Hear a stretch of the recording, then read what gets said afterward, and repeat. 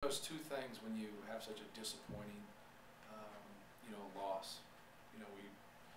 As a head coach, obviously when those happen, you take full credit, or blame, I should say, for the loss. Because when you lose, it is your fault. And that's what we've tried our best to create a culture when things go our way. You share that credit. When things don't go our way, individually, we all take the blame. And if you can get that kind of a culture, you can make some quick turnarounds when things don't go your way, because everybody's looking to see how they can improve. The thing I don't like about where we are is the fact is that we have major players that don't practice. And it's the first time we've had that for a consistent amount of time since I've been at Purdue. We'd hold Jawan out here and there. Each one more never missed practice. But we have some guys physically, Lewis Jackson, Tyrone Johnson, Rob Hummel, that it doesn't make sense for them to practice every day. It just doesn't. It'd be counterproductive. So they're not in a lot. With that being said, it's in a way it's kind of an excuse, but we're not in a good place in terms of practicing and getting better every single day. And I think our practices have always been pretty competitive. And I think that's I'm trying to search for something here to make an improvement. I think that's what has to improve for us. Even if those guys don't practice as much, the other guys got to do a better job being competitive, and maybe I have to do a better job of making our practice competitive. What happens is when you play a game, and then you play a game 3 days later, or you play back-to-back games in Puerto Rico, you're not improving, you're getting ready for your next opponent. And as you play a bunch of games right there, sure you're getting better through competition, whatever, but you're really not improving in practice. You're going through what Western Carolina does.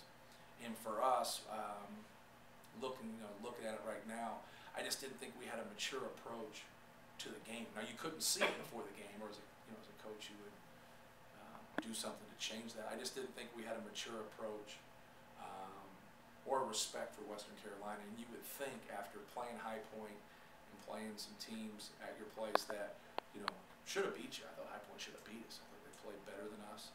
I thought there was only one place in America that we would have won that game. I was lucky it was played there in Mackey Arena. So, but it's also a byproduct of young people. They're simply not dialed in all the time. And I thought we played pretty dang good in the second half, but we just missed free throws and we have nothing to show for it. So we'll do something positive 3 straight possessions and have 1 point. And you should have 6 points easily, and we don't have that, and it's deflating at times. And you feel it as a fan, you definitely feel it as a coach.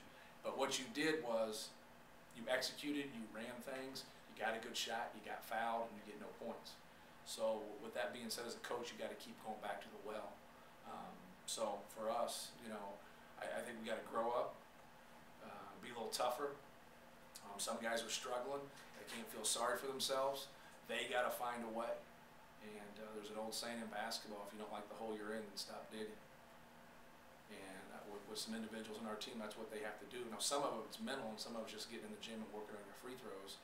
Others is just concentration and understanding what's going on out there and understanding they have an opportunity.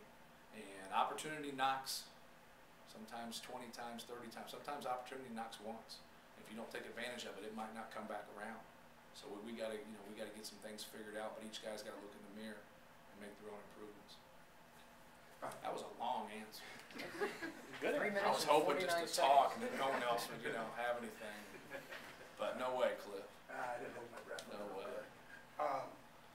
Defense to start the second half. You held them without a field goal for almost 6 minutes.